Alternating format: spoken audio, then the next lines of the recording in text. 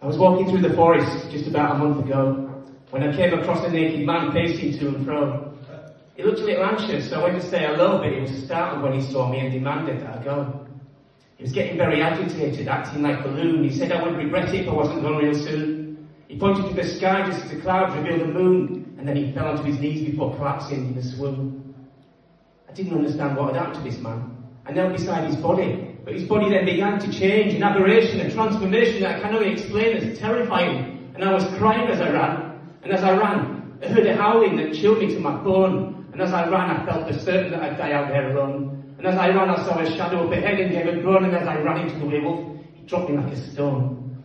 Now I was moaning on the ground as he howled and gave a roar, and he loomed above me, slathering saliva from his jaw. As I raised my hand, he bit my finger off, then spat it out and swore, "Fucking vegan about the werewolf. I don't want any more." So I survived that awful night and the werewolf attack, and I made it to the hospital where he stitched my finger back.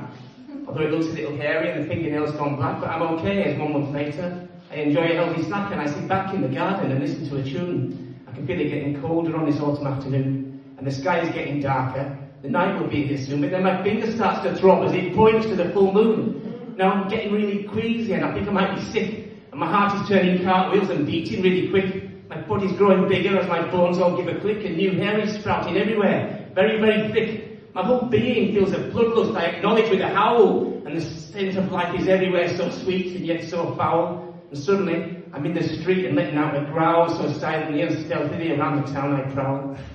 And as I prowl, I see the people running for their lives. And as I prowl, I hear the husbands screaming for their wives. And as I prowl, I smell their fear as my ferociousness arrives. And as I prowl around the corner, I get a whiff of chives. Now my howl is uncontrollable, and my tongue begins to drool as I'm racing past the houses and the station and the school until I finally reach my quarry. It's a treasure full of jewels as I burst through the allotment and scatter all the tools. And I'm going on a rampage. I couldn't be more savage as I'm murdering the parsnips, the carrots and the cabbage, decapitating cauliflowers, doing so much damage as I leave a trail of turnips and potatoes in the carnage.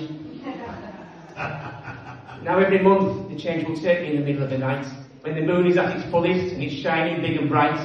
All the farmers and the grocers with their pitchforks try to fight, but there's no way that they can keep me from my vegetable delight.